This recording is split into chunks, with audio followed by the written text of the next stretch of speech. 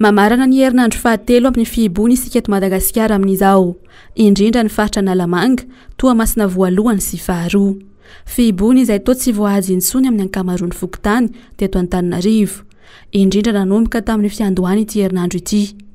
Toa samy manohy ny fiainana andavanandro ihany ny tsirairay, ny varotra sy ny vezivezy.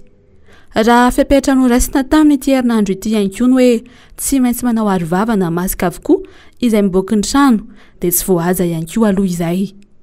Raha nanao fanadihadiana tamina fokontany maro teto Antananarivo izahay, dia toy izao avokoa aloha ny sary, miverina amin'ny fiainana andavanandro ny olona. Marina fa hoe fihibona amin'ny ampahany fepetra noraisin'ny fanjakana ho an'ireo faritra telo ireo, saingy tsy mbola voahaja hatrany. Ireto sary ireto dia sary nalaina maheriny tamin'ny 12 oratoandro avokoa.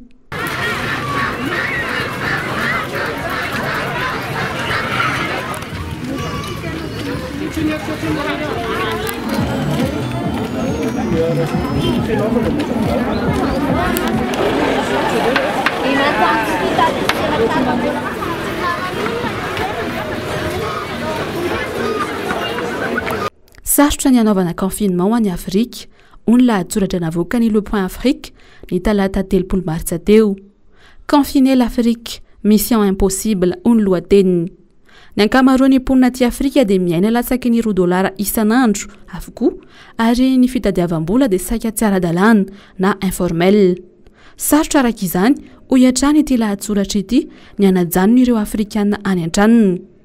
Hatreto, tsy misy afa-tsy ny fihibona ihany aloha ny fisoroana tsara indrindra hiadiana amin'ny Covid-19, ary efa voaporofo izany tany amin'ireo firenendehibe, isan'izany i Chine izay ny andohany valana aretiny. Ahoana tokoa moa no hanajana ny fihibona nefa ny famoriana olona mitohy hatrany? Filaharam-be hatrany amin'ny tsena mora, teo ihany koa ny fakana fahazon-dalana hiazon'ny faritra nanomboka ny alatsinainy teo. Ny fizarana vary mora, akoatra ny filaharana izay efa misy hatramin'ny 2 maraina no mametraka arona, dia mampitaraina ny olona ihany koa ny tsy fampiny mangarahara. Sakafo dia tsy maintsy milahatra, izay hoe eto misy vary fa ny épicerie tsy takatray fa lafo. Ny anay ny tadavina androany hohanina androany. Matahotra ihany fa le mpiasan'ny commune zany tsy hainy misy le mandamina le programme. Tena tokony ilahatra tsara le olona hatramin'ny maraina hatramin'ny firy ny lahatra, dia tokony hoe misy lera ny famoahana an'le vary, fa tokony hoe amin'izao zany mamoaka vary dia mba milahatra tsara le olona. Tany io raha tena marina satria manomboka tamin'ny 20 maraina be dia amin'ny 10 vao hizaran'le vary nefa. Dia nefa an'izao le olona mitangorona nefa rarana hoe tsy mahazo tangorona le olona. Dia inona zany ny solution tokony ataon'le olona? Zay matahotra zay nefa zay te hihinan-kanina zay. Zay ny tena marina. Te hihinan-kanina zay nefa an'izao ny zavatra mahahiaina anay. Tokony efa ary fokontany io zavatra io fa tsy atambatra aty amin'ny EPP aty fotsiny. Fa saingy ny zavatra mampalahelo anay nefa dia izao saiky ny komity pokotany sy ny olona akaikaiky ny président pokotany mahazo an'ilay zavatra. Zao vahoaka be dia be hitanareo zao tsisy nahazo an'le izy. Nefara tamin'ny fifamonoana moa le izy tao tokotanin'ny komity tao reto olona reto zao vavolombelona amin'izany naratra olondreo vonono zareo tao ny zanako ny komity ny namono andreo olondreo. Président pokotany dia hitondra anay vahoaka majinika. Ilainay président pokotany nay mba hijery anay mba porte zany nangatanay fa tsy mena ny voamera dia mandà zay samy majinika anday no famono. Mampalahelo nge mahita an'izao olona zao e. Izany le chef secteur anankiray zany le teto amin'ny fokotaninay mba nanao ara-dalàna fanafian'ny président le liste misy an'le izy président pokotaninay, président Gita. Nafiany tonga dia klaseny fa hoe mpanan-karena be daholo ny any ambony any dia tsisy mimeny. Nefa le mpanan-karena tsisy nysoratanarana fa sahirana ny soratan'le chef secteur dia tsy mimeny le liste.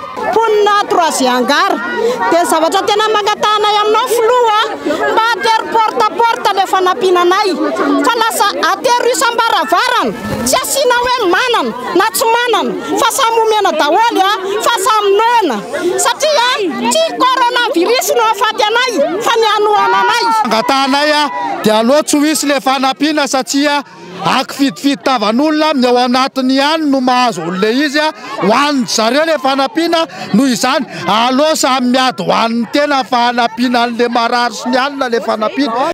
Fokotany anisan'ny nahenona fitarainana sy nanaovana fanadihadiana ny fokotany Anosy Be, Ampasapito, Nanisana, Antomadinika 3G Angara. taratry ny tsy fampiny fandaminana ary nisongadina tamin'ity herinandro ity anko ny famoahana taratasy fahazondalana iazon'ny faritra natao teto amin'ny tobo fiantsonana maki Andotabenaka. Vao maraina toy izao ny filaharana. Teto dia tsy hita mihitsy izany elanelana izany. Ny fanety ny olona samy maity azo ilay fahazondalana avokoa. Nisy tamin'izy ireo ny tavela tsy fidiny teto Antananarivo nefa tsy nanana tahirim-bola ny janonana teto. Taraina zahay foreto miakatra fe anakomo zahay io fa te holo zahay mitany misy anay ihany tsy maty ato iarao. Otrino fre zao eto ray hetsy tsy latsaky lamba mialy zahay eto io mialy valoaly le tsy mety rozy fe tsy anao akory zahay fa handeha hody avao zahay fa te hody amin'ny tany misy anay ihany aleo mihina rano miaraka amin'ny babanay mireninay ihany zahay lahy. Fore io miakatra sarotsy ray hetsy sy efatsaly fe tsy anao akory zay fa taholy fa atoy tsy misy fianakavianay ka tsy maintsy mandeha moly. Fa zahay fa fanijaly amin'ny stationnement fa tapabola fe tokony nijerendrozy zany tokony zoso tay fotony tao ny reo ministra reo miresaky frais fa frais efatsaly sy 10,000 tonga de ray hetsy. Nampitarainy ireto olona iazon'ny faritra ireto ny fandaminana izay tsy nisy mihitsy. Ny fandaminana tato aloha raha ny androany tena korotana fa tsy arakaraky ny eritreretana anazy zany le izy satria le organisation ato zany ty lasa amin'ny raiky amby folo ny départ nefa hatramin'izao zao mbola tsy départ le automobile nefa zareo zany nametra hoe amin'ny raiky amby folo le départ hoe faramatara zany amin'ny raiky amby folo.